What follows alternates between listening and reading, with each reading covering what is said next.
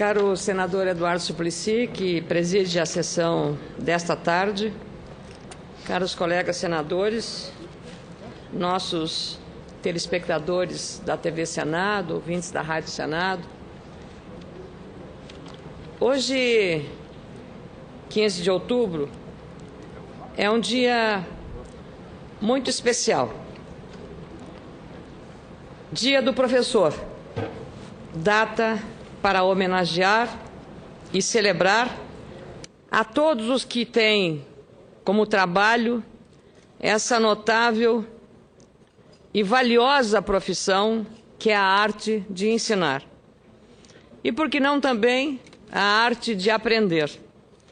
Como dizia a poetisa goiana tão festejada, Cora Coralina, feliz aquele que transfere o que sabe e aprende o que ensina.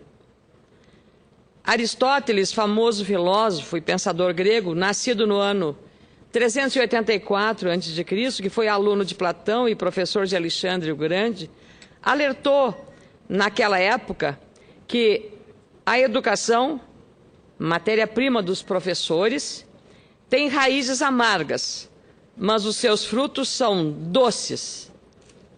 Algumas dessas amargas raízes, profetizadas na Grécia Antiga, persistem no Brasil contemporâneo, mas neste ano de 2014.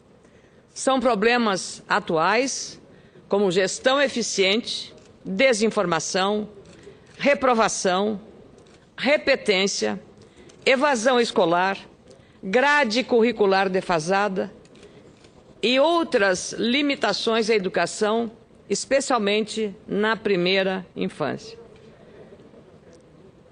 Aliás, vale lembrar que não podemos imaginar que o aluno do século XXI, acostumado ao uso da parafernália eletrônica que está à sua disposição, desde um celular, a um iPad, a um iPhone, a um laptop, a um palm top, a tudo isso que lhe dá agilidade e acesso instantâneo a um volume incomensurável de informações daqui e de qualquer parte do planeta.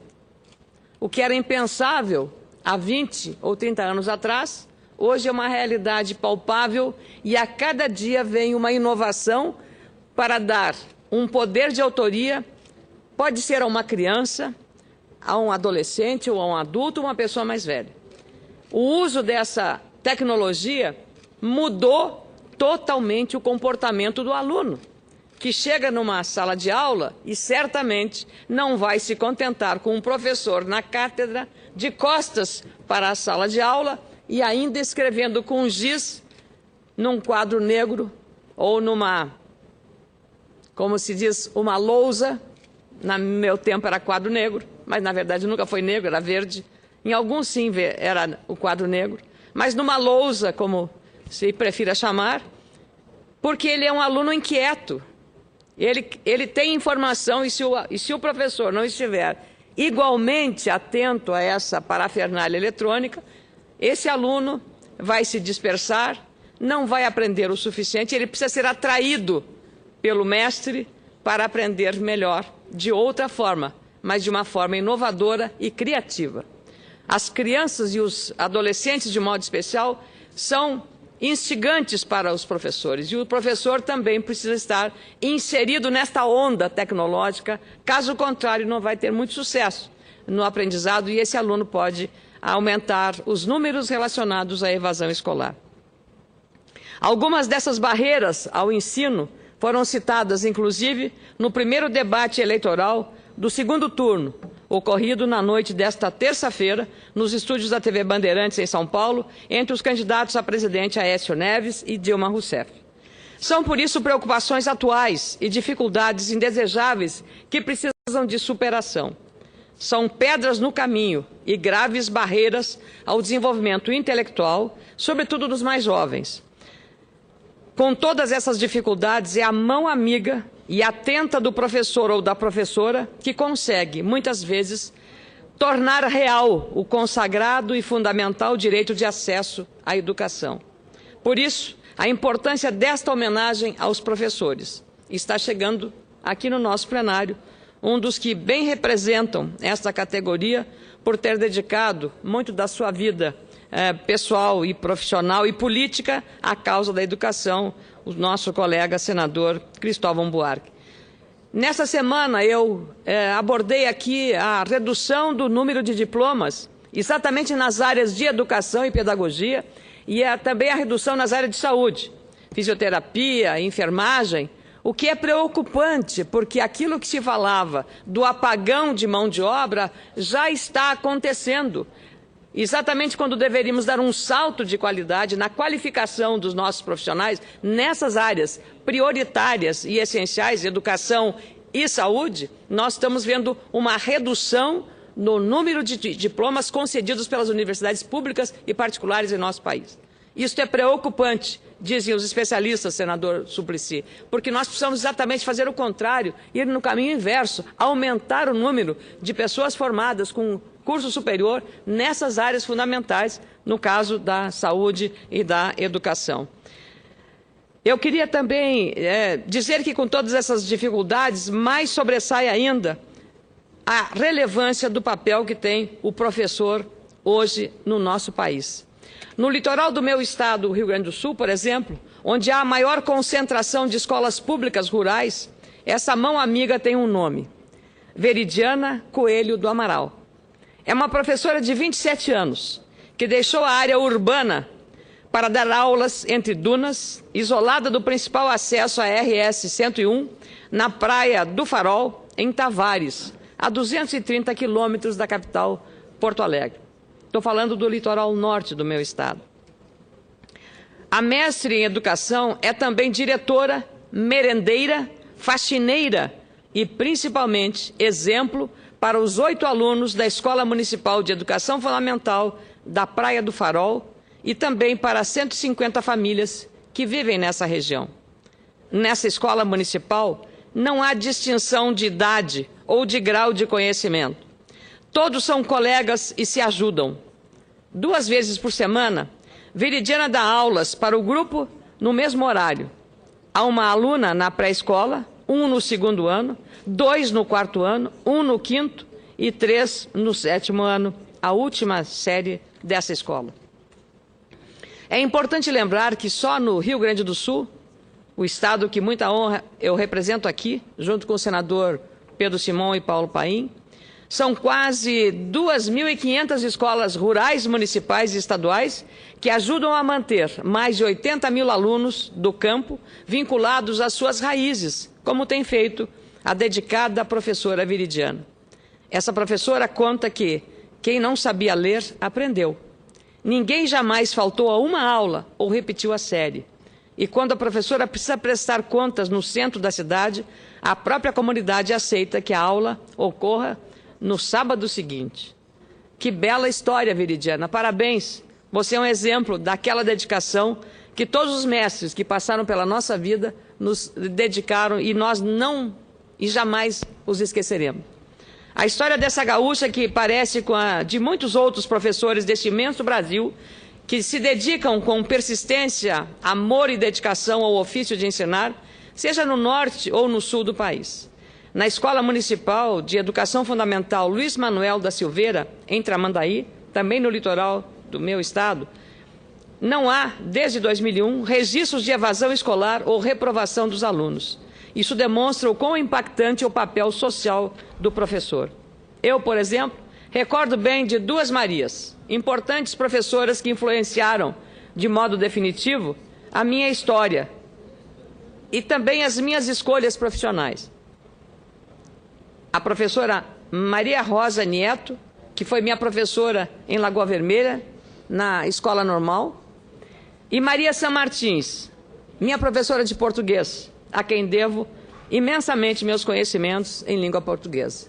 Então, a professora Maria San Martins, que ainda hoje, lá em Caxias do Sul, onde ela reside, e que no meu internato na Escola Rainha da Paz se chamava professora irmã Rosa de Lourdes, hoje Maria San Martins, ela é guardada com muito carinho por todos aqueles que passaram pelas suas mãos as minhas colegas de internato na Escola Normal Rainha da Paz. Mas é com muita alegria que eu concedo a parte ao caro colega senador Cacildo Maldaner. Eu não pude deixar de destacar e me juntar às Marias.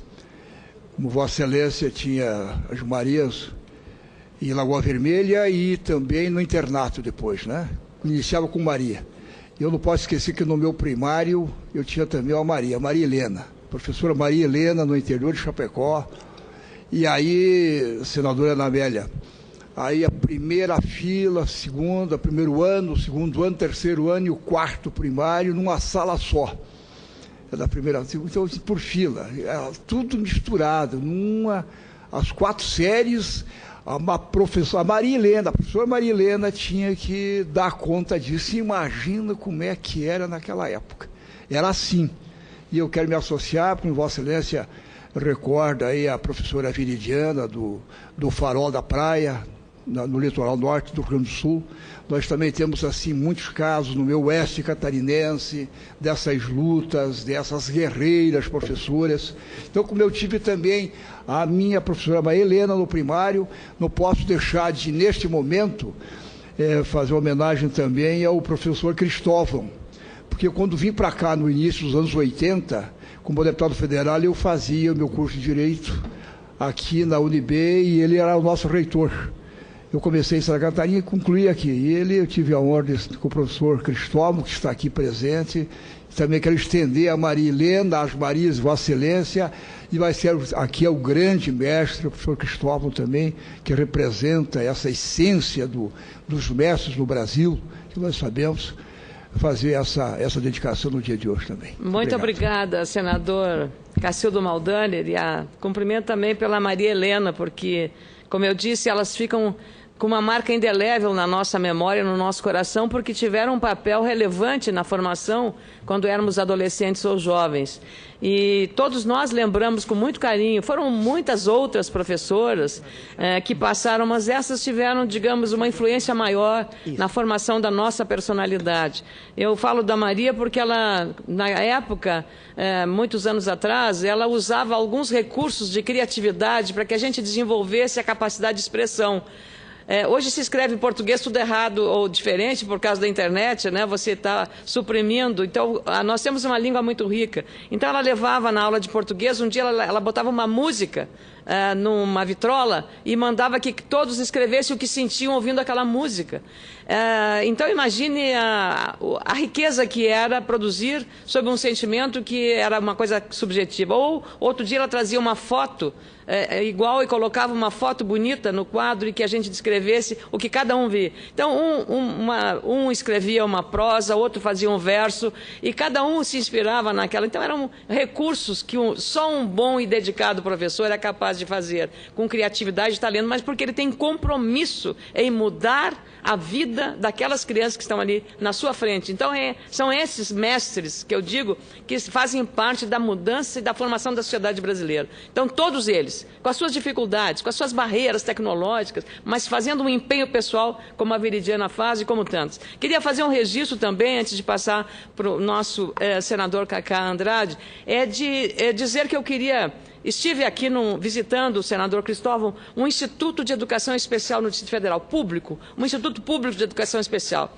E fui lá a convite do senador Rodrigo Hollenberg, junto com o nosso presidente Ciro Miranda, da Comissão de Educação do Senado, porque estávamos discutindo a famosa meta 4 do Plano Nacional de Educação aqui, para a questão do preferencialmente, do termo preferencialmente, para permitir que as APAES fossem beneficiadas no processo.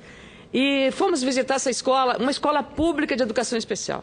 Eu fiquei comovida com o empenho de uma professora de educação especial jovem, tocando violão a um adulto, numa cadeira de rodas, que apenas emitia sons guturais, porque ele não tinha outra capacidade. E ela tocava uma música, parece que a música O Amigo, do Roberto Carlos, e ela fez tudo apenas para obter daquele aluno o que poderia parecer um aplauso. Um aplauso para aquele aluno que não tinha condição física ou mental de outro gesto que não ser um aparente aplauso. E a essas professoras, como essa moça aqui do Instituto de Educação Especial do Distrito Federal, se não me engano são 11 ou 12 institutos que existem aqui, o nosso senador Cristóvão deve saber mais, mas aquilo me encantou pela dedicação àquela formação daquela professora, naquele aluno especificamente, com tantas dificuldades e tantas deficiências. Então, a essas professoras de todas as APAES do Brasil, as professoras das escolas públicas de ensino especial, porque a elas, mais do que tentar ensinar, ler ou escrever, é preciso dar-lhe afeto, carinho e a tentativa de uma inclusão de comportamento e atitude, porque isso já será um avanço. Então, eu queria transferir também a essas professoras que, muitas vezes, são esquecidas. E, graças ao esforço que fizemos aqui no Senado, na Meta 4, foi permitido que os alunos se matriculem em escolas públicas, mas preferencialmente em escolas públicas, não excluindo o trabalho que há 60 anos as APAES, porque são envolvimento das famílias na educação de crianças portadoras de necessidades especiais ou portadoras de deficiência. Com muito prazer concedo a parte ao senador Cacá Andrade e depois ao senador, nosso mestre aqui, o senador Cristóvão Buarque.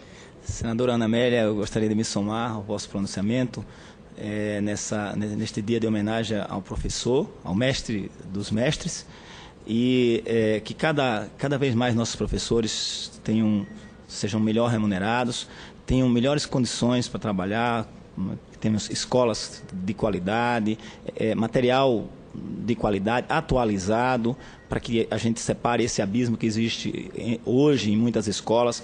O aluno está ligado à internet em casa e de repente vai à escola e vê quadro ainda de giz. Então há um choque cultural nessa história, então que cada vez mais os nossos municípios, os nossos estados se atualizem. Parabenizar a senhora por chamar a atenção para esses professores dos recônditos desse país que, sabe, com um quase sacerdócio, com poucas condições, eles trazem à luz, né, retiram da escuridão do analfabetismo, quase não sai agora, do analfabetismo, retiram da escuridão do analfabetismo milhares de brasileiros, com quase sacerdócio. Eu presto aqui uma homenagem à minha primeira professora, Dona Eulina Batista de Melo, lá da cidade onde eu me criei, em Nossa Senhora de Lourdes, e na questão da educação especial. Em Aracaju existe um instituto chamado Instituto Lorival Fontes, que a diretora desse instituto, ela é uma dedicação fora de série.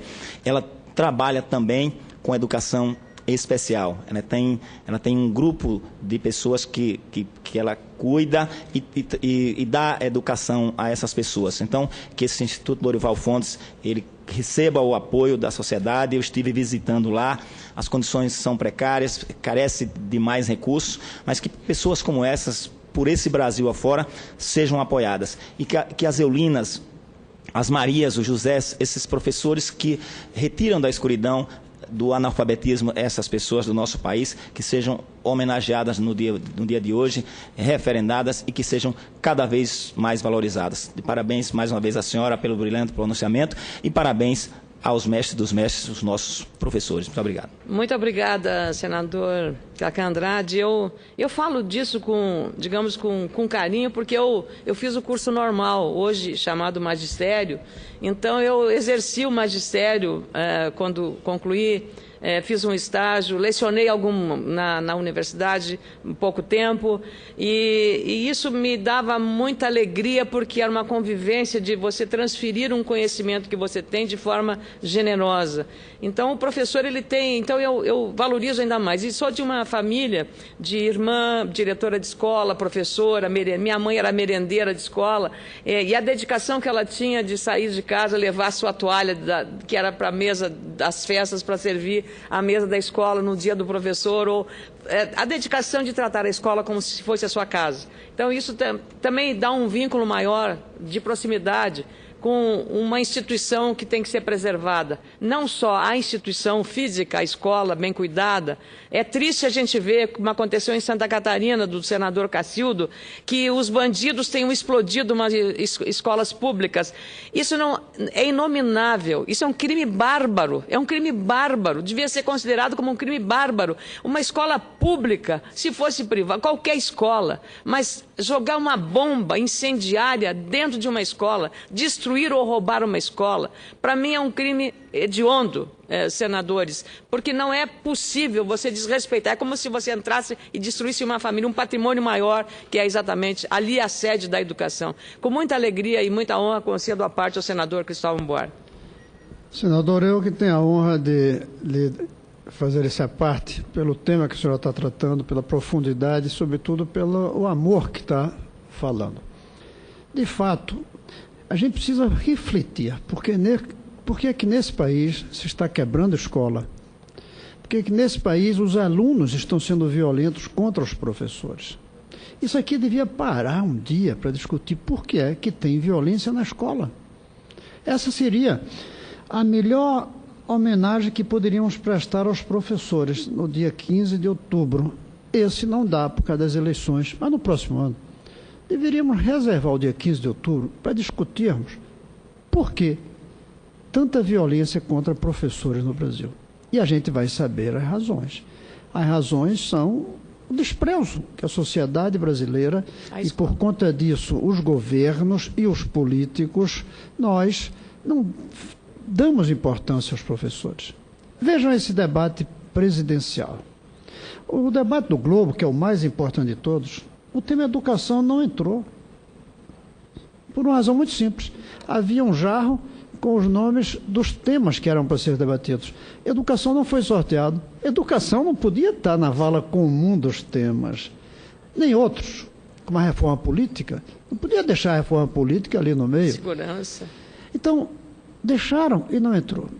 Mas mais grave que isso, os candidatos não aproveitaram qualquer das perguntas para falar de educação, salvo um. Eu creio que o Eduardo Jorge, quando se falou em droga, e ele falou da importância da educação para a juventude. Pois bem, nós temos que refletir sobre isso. E a campanha eleitoral deveria ser o melhor momento. Não se refletiu. Eu vi que ontem no debate apareceu finalmente um pouco a educação, mas ainda, hoje também, mas ainda assim pouco. E sem a radicalidade que é necessária. Ainda se diz valorizar o professor, que é algo que todo mundo diz todo o tempo e não diz como. E é pouco, não é valorizar.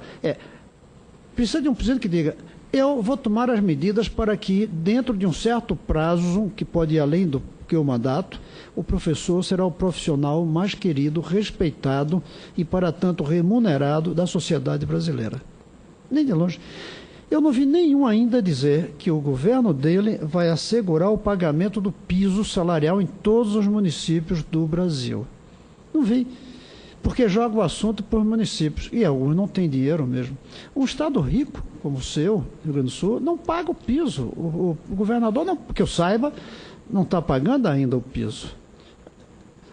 Então, aliás, eu tenho recebido muita crítica por ter manifestado que votarei no Aécio Neves, muita, eu digo, milhares de professores de Minas Gerais. Nem sei se eles têm razão, se não têm, mas acredito que até devam ter. Até porque todos os professores de todos os estados brasileiros têm razão de reclamar de qualquer um que foi governador, inclusive de mim, que fui governador aqui. Então, deve ser verdade, sim. Só que essa não é a razão para a gente escolher ou não escolher professor. Se fosse para desenhar o presidente, eu levaria em conta isso. Mas para escolher entre um ou outro, não dá para ser por isso.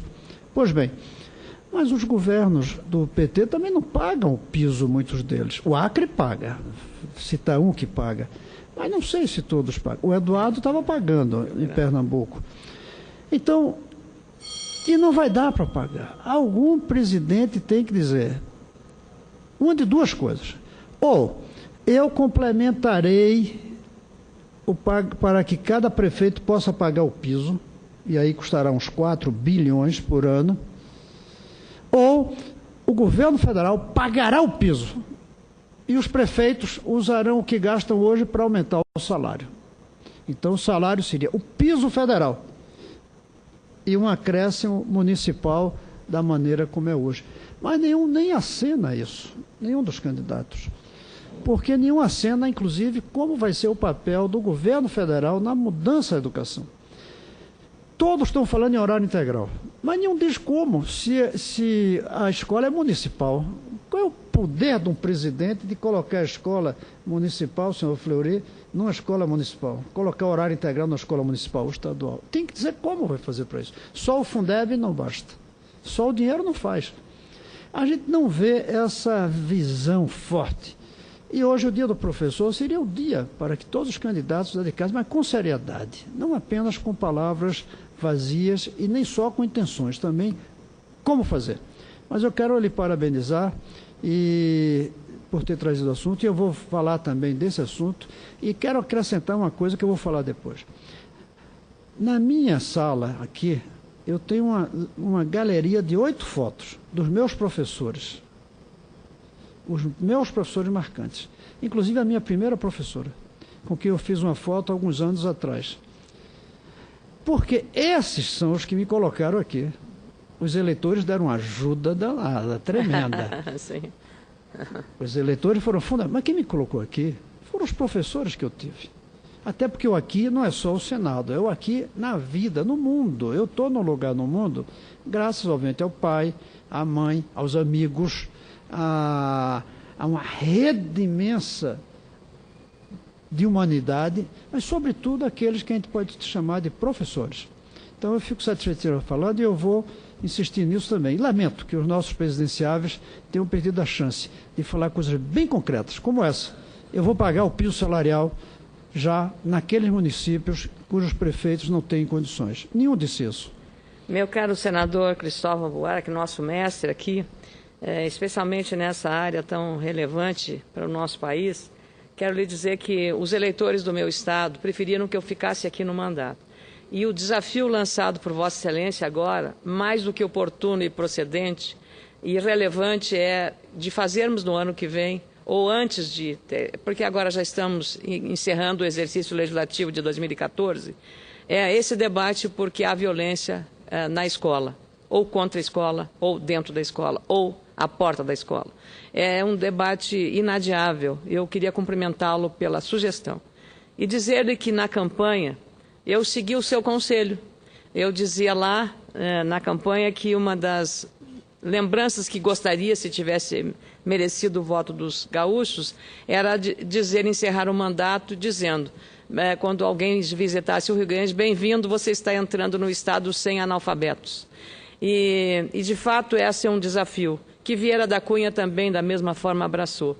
Nós também temos uma deficiência muito grave na alfabetização e hoje adultos que frequentam o EJA, né, que é a Educação de Jovens e Adultos, também eu tenho uma cunhada que leciona no EJA em Passo Fundo, minhas irmãs em Lagoa Vermelha, dedicadas à educação. Então, essa vivência com as dificuldades dos bairros mais pobres, mais carentes, e eu sou aluna de escola pública, estudei em escola pública todo o ensino fundamental. No ensino médio só consegui estudar em escola particular porque o Brizola me deu uma bolsa de estudos e fui interna há 8 anos lá em Lagoa Vermelha, graças a essa bolsa de estudos de Leonel Brizola, que tinha sempre uma grande, enorme preocupação e compromisso com a educação.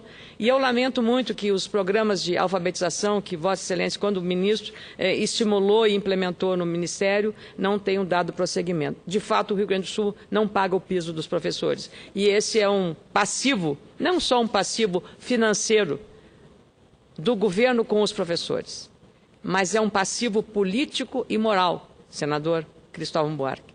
E não vou fazer comentários adicionais para não parecer qualquer, digamos, tentativa de rever o passado recente da disputa eleitoral. Mas o Estado deixou esse passivo e os professores gaúchos, as professoras e os professores sabem do que eu estou falando.